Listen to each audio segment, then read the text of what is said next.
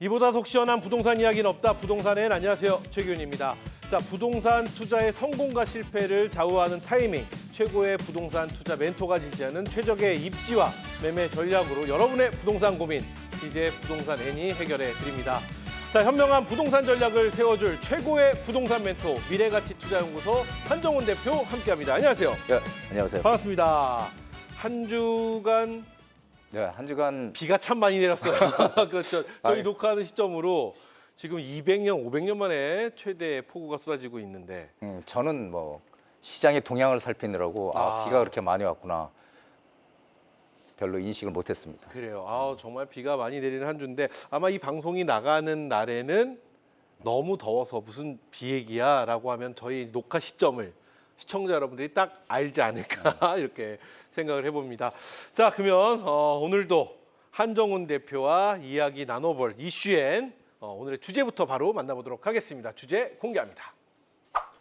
자, 오늘의 주제입니다. 정부의 대출 규제 이후 2025년 하반기 부동산 시장 전망은? 네, 오늘은 대표님 저희가 좀 더 뭐랄까요, 우리 시청자 여러분들에게 도움이 될 수 있는 이야기를 좀 준비해봤어요. 설문조사로 저희가 이 대출 규제, 금리 규제가 나온 이후에 설문조사로 저희가 질문을 해봤는데요. 이번 설문조사는요, 최근 부동산 빅데이터 전문 업체가 6월 17일부터 7월 1일까지 전국 961명을 대상으로 주택시장 전망에 대한 설문조사를 했습니다. 다양합니다. 하반기에 부동산 시장에 대한 전망, 상승할 것이냐, 하락할 것이냐, 전세 가격과 월세 가격의 전망, 상승할 것이냐, 하락할 것이냐, 이 다양한 의견이 나와 있는데요. 자, 먼저 첫 번째, 이 결과를 좀 보면은 올해 하반기 주택 매매 가격이 오를 것이라고 전망하신 분들은 응답자의 49%입니다. 49%가 오를 것이다, 이렇게 전망을 하셨고요. 이 수치는 2021년도 하반기 이후에 가장 높은 수치라고 합니다. 2021년도의 하반기에는 62%가 오를 것이다라고 전망을 하셨다는데 이번엔 49%가 전망을 해주셨고요. 자, 그럼 또 이 수요자들은 왜 주택 가격이 상승을 할 것이라고 전망을 했느냐, 이렇게 여쭤보니까요. 굉장히 매매 가격 상승을 예상한 응답자 가운데 가장 많이인 32.7%는 핵심 지역 아파트 가격을 상승의 이유로 꼽았습니다. 그러니까 무엇이 상승을 할 것이냐라고 여쭤봤더니 아파트 가격이다가 당연 높은 32.7%. 대표님 보시기엔 어떠세요? 이 설문조사. 그러니까 결국은 이게 그러니까 이번에 그 설문조사를 보면은 좀 특이한 내용인데요. 이게 왜 그러냐면은 항상 부동산에 대한 어떤 규제 대책이 나오면 설문조사를 하게 되면은 시장이 하락한다는 응답이 훨씬 더 많은 게 보통이거든요. 그래요? 그런데 이번에는 대책이 나왔는데도 불구하고 일단은 많은 분들이 시장을 상승한다는 쪽으로 지금 베팅을 한 거거든요. 49% 정도가. 그렇죠. 네, 그래서 이게 보면은 저는 그렇게 생각을 해요. 부동산은 심리다라는 얘기가 있거든요. 부동산은 심리다, 한마디로 심리다. 얘기하면은. 근데 지금 현 시장 공급 부족에 그다음에 금리 인하라는 이런 호재 이런 것들을 시장에서 인식을 하고 있다는 얘기예요. 그리고 또 규제 대책에 대한 내성이 생겼다는 거죠. 왜 그러냐면은 우리가 지난 정부, 문재인 정부 때도 아시다시피 정말 막대한 아예 옴짝달싹 못하게 살 때, 보유할 때, 팔 때 양도세 중과 폭탄, 그다음에 보유세, 취득세 중과 이런 것들 다 강하게 매력이 있는데도 불구하고 그때는 핀셋 정책이라고 해서 그렇죠. 그 가격이 26번인가 대책이 나왔다고 하거든요. 가격이 올랐거든요. 그러니까 그런 데 대한 내성도 지금 생겨 있는 것 같고요. 그리고 일시적으로는 거래량도 줄어들고 조금 그 침체 상태를 보이겠지만 결국에는 오를 것이다라는 그런 생각을 반영하고 있지 않나 이렇게 보여집니다. 좋습니다. 자, 그러면 일단 매매 가격의 상승 요인은 무엇 때문이냐라고 질문을 해봤는데 가장 큰 대답은 기준금리가 추가 인하 가능성, 기준금리에 대한 추가 인하 가능성이다라는 얘기를 했는데 앞서 지금 우리 한정훈 대표도 이야기를 해주셨습니다. 7월 말에 FOMC의 금리 인하에 대한 어떤 뭐라고 할까 결과가 또 나오는데 이제 그거에 따른 시장은 또 어떤 변화가 있을지도 저희가 추이를 좀 지켜봐야 되는 상황에 결론은 부동산 시장이 상승을 할 수밖에 없는 이유는 금리 추가 인하 때문이다. 그렇다면 이 부분에 대해서 대표님은 동의하시는지 먼저 여쭤볼게요. 예, 저는 뭐 이렇게 생각을 해요. 금리가 인하할 건지 아니면 인상할 건지 항상 우리 재테크에서 가장 큰 게 불확실성이거든요. 그렇죠. 예, 그런데 그 불확실성은 이미 해소가 돼 있는 거죠. 왜냐하면은 이 통화 정책의 방향이 이미 금리 인하로 지금 전 세계적으로 지금 이제 맞춰져 있는 것이고요.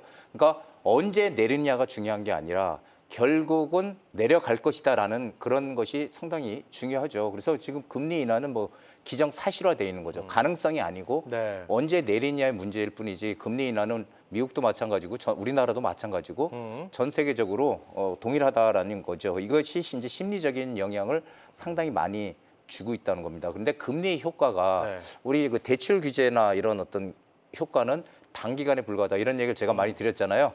길면 6개월이다. 근데 이 금리의 효과는 네.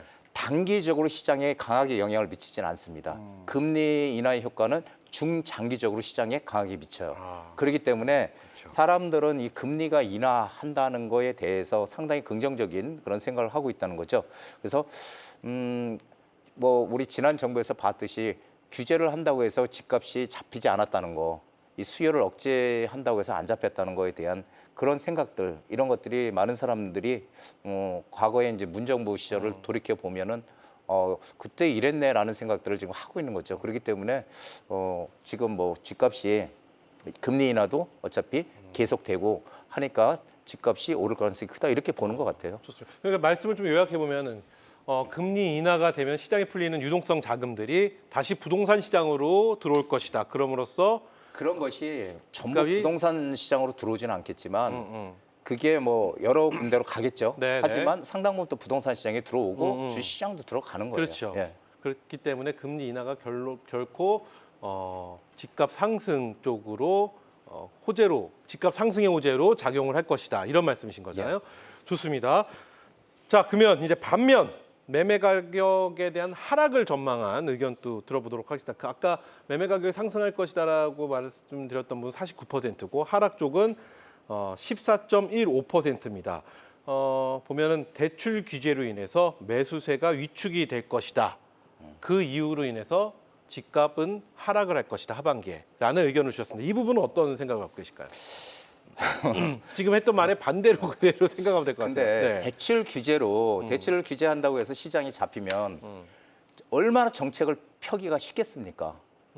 우리 과거의 사례를 봐도 그런 어떤 단기적인 이 규제책들이 시장에 계속 영향을 미쳤냐 보면은 단기적으로는 시장에 영향을 미쳤지만 결국 시간이 지나면 다시 또 상승하는 이런 계단식 상승이 반복이 됐다는 거죠. 이 말씀은 반대로 해석하면 이 규제는 영원할 수 없다. 뭐 이렇게 평가하시는 그렇죠. 건가요? 예, 저는 그래서 근데 이게 보면은 저는 참 제가 부동산 오랫동안 하다 보니까 재미있는 현상이라고 생각하는 게 뭐냐면요.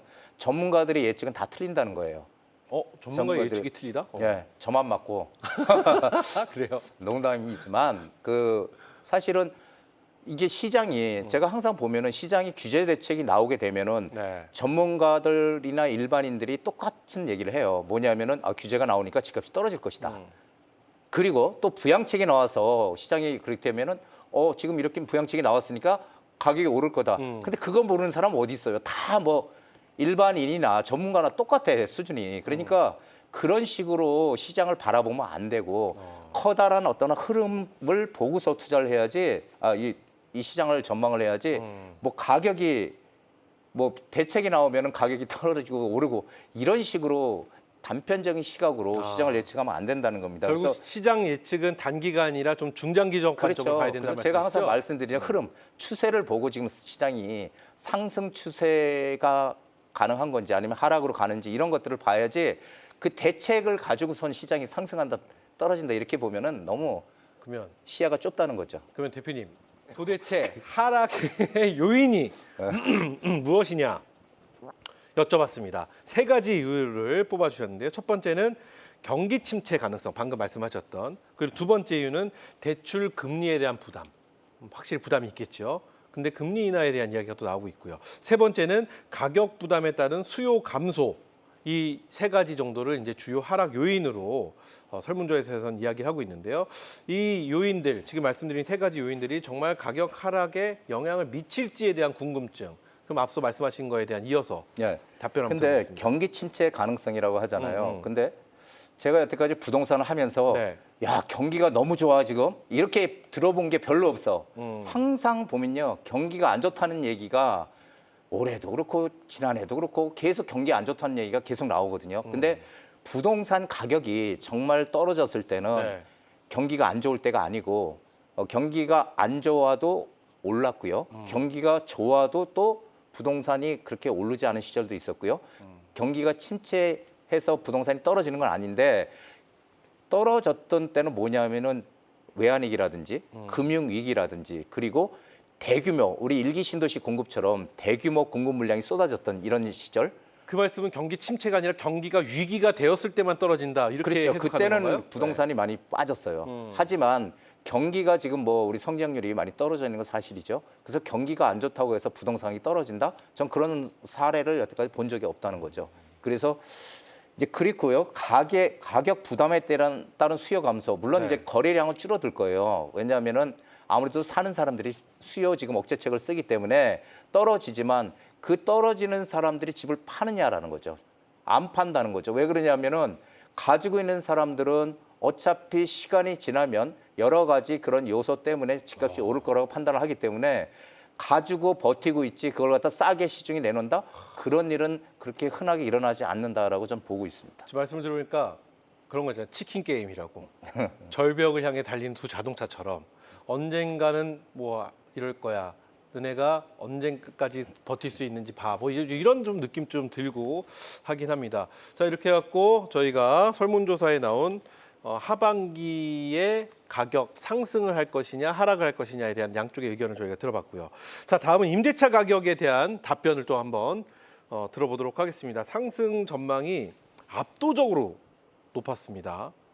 전세 가격 상승, 압도적이라는 표현이 맞는지 모르겠으나 어쨌든 전세 가격 상승은 응답의 47.66%가 하락은 10.82%가 그러면 이거는 압도적이 맞네요. 그렇죠? 그렇죠.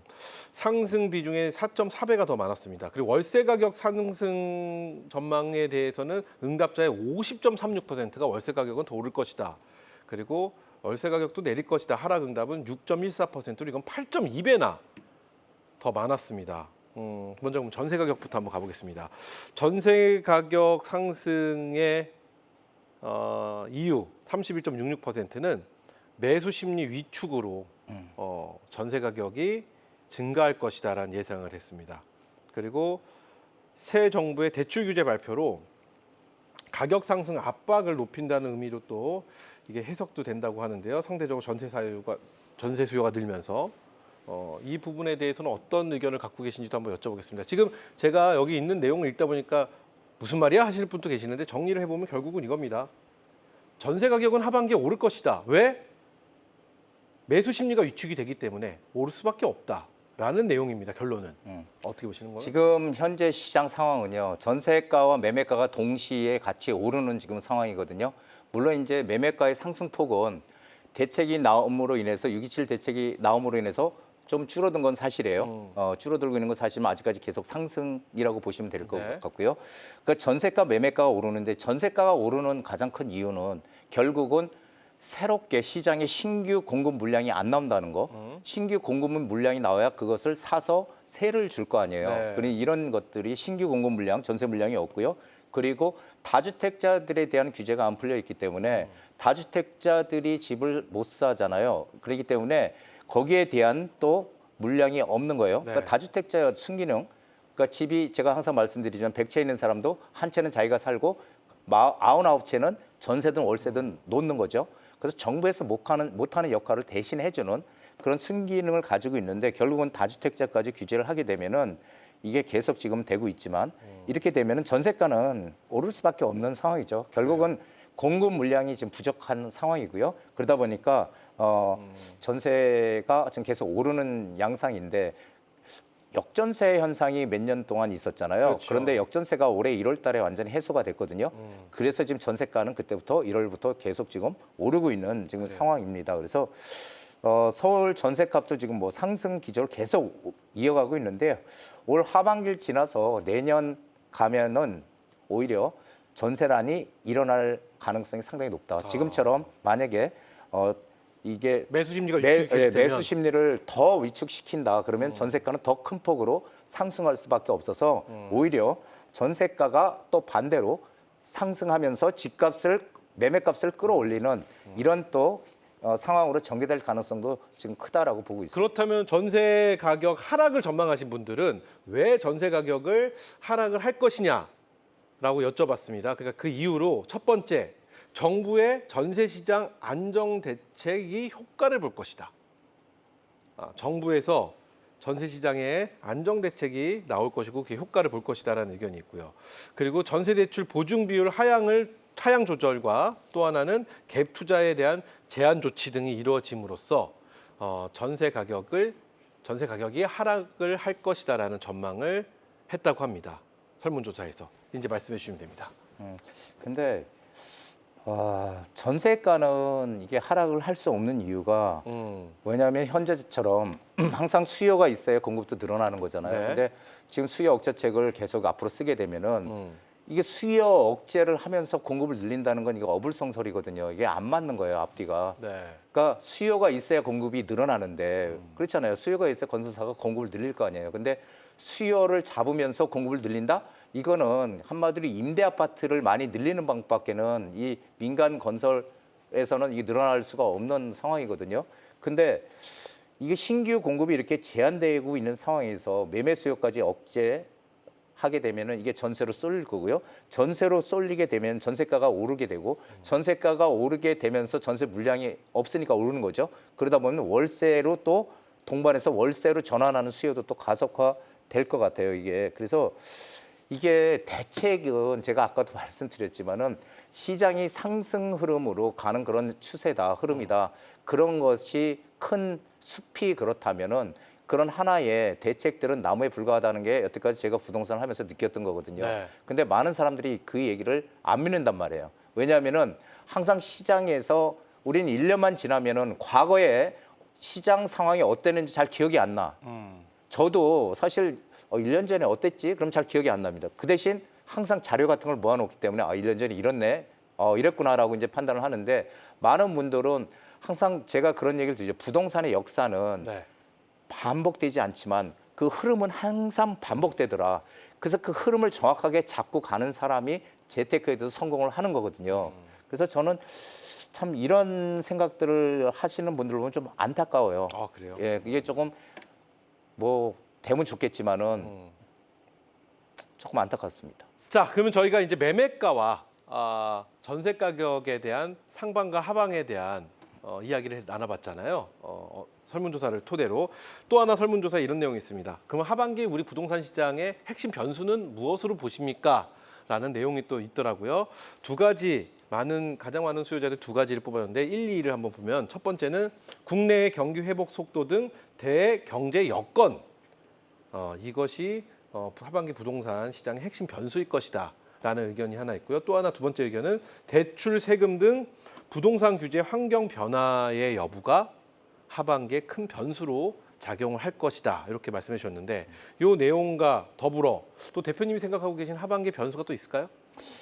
부동산의 변수는 뭐 다양한 변수가 있잖아요. 지금 말씀하시다시피 뭐 어떤 그 국내 정책적인 변수, 대외적인 변수 이런 것들이 많지만 실제로 부동산 시장에 가장 직접적으로 바로 영향을 끼치는 건 공급이거든요. 공급. 예, 그러니까 수요가 있는데 공급이 없으면 가격은 오르는 건 이건 누구나 다 아는 얘기잖아요. 근데 이게 공급이 부족한데 유동성이 커진다면 돈이 시중에 넘치게 되면 그렇게 되면은 과연 이게 당연히 하반기도 시장은 이게 오를 수밖에 없는 거예요. 네. 그래서 제가 아까도 그런 얘기를 잠깐 드리려다가 잠깐 잊어먹었었는데 그게 뭐냐면은 네.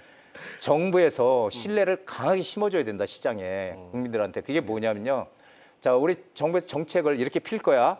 이렇게 이게 아니고요. 자, 공급을 우리 늘릴 거야. 근데 공급을 늘리는데 수요를 억제해? 공급이 늘어나겠어? 이런 거거든요. 그럼 이제 어떻게 해야 되냐면은 자, 그러면은 재건축할 때 초과이익 환수제도 네. 그게 재건축의 최대 걸림돌이라고 우리가 얘기를 하는데 그 초과이익 환수제도 폐지할게. 자, 공급 확실히 늘릴 거예요. 그러니까 지금 급하게 집 살 필요 없어. 뭔가 이런 걸 딱 보여주면 초과이익 환수제를 폐지해서 공급을 늘린데 이렇게 돼야 사람들이 거기에 대해서 신뢰감을 가질 수 있는 거예요. 정책에 대해서. 그렇지 않고 지금처럼 하게 되면은 옛날하고 똑같네. 그러면 또 시간 지나면 또 오르겠네. 사람 이렇게 생각한다는 거죠. 그래서 정부의 이 정책 신뢰가 가장 큰 거예요. 그래서 그리고 또 하나는 그 지난 정부와 마찬가지 다주택자를 자꾸 그 투기꾼이라는 그 프레임을 자꾸 씌우는데 네. 물론 집을 뭐 8채, 10채, 20채, 뭐 100채 이상 가지고 있는 분들도 있더라고요. 보니까. 그런 분들은 투기 수요라고 할 수는 있겠어요. 제가 보기는. 근데 집 2채, 3채 가진 사람이 투기 수요입니까? 사실은 그렇게 너무 그러니까 투기적인 요소다 이렇게 얘기를 해서 이렇게 다주택자를 규제한다면 오히려 다주택자들 그럼 집 여러 채 갖고 있다. 뭐 서울에도 가지고 있고 경기도 가지고 있고 지방도 가지고 있다.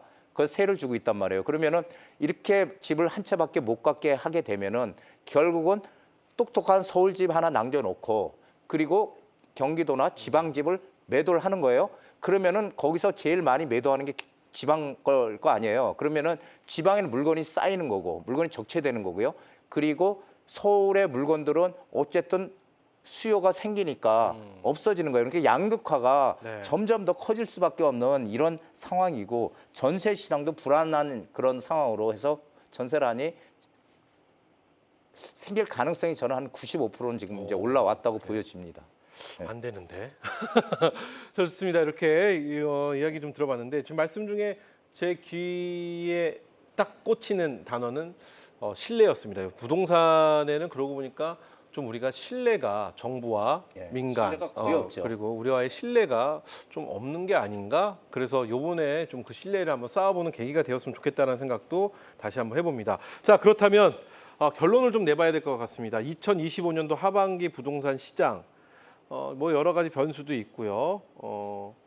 복합적으로 또 여러 가지들이 작용을 하고 있습니다. 어쨌든 시장은 지금 눈치를 보고 있는 중인 것 같아요. 맞아요. 말씀을 그 들어보면 정확한 말씀이에요. 그게. 시장은 지금 눈치를 보고 있는 어떤 그 전환점 혹은 변곡점에 와 있는 이런 상황에서 실수요자나 우리 투자자들 이분들을 위한 현 시점의 전략, 조언 이런 게 좀 필요할 것 같습니다.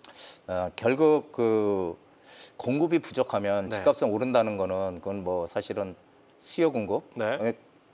공급이 많고 수요가 작으면 집값은 떨어지고 수요가 공급보다 많은 집값이 오르니까 누구나 다 알아. 중학생만 되면 다 아는 얘기잖아요. 근데 우리가 사실 부동산 시장에서 뭔가를 내가 투자를 할까 내 집을 장만할까 할 땐 전혀 생각을 안 하는 아주 대표적인 문제거든요, 이게. 네. 그래서 수요를 억제하면서 공급을 늘릴 방법은 없다는 거예요. 수요를 억제하면서 공급을 어떻게 늘립니까? 그러니까 수요를 어느 정도 집값이 너무 많이 올라도 문제지만 그래도 조금씩은 오르는 물가 상승률만큼만 오르는 그런 정도에서 수요가 늘어나는 거지 이게 집값을 누르면서 수요가 늘어난다? 공급을 늘린다? 이거는 정말 맞지 않는 거거든요. 그래서 방법이 없다는 거예요. 결국 공급 부족하면 집값은 오른다.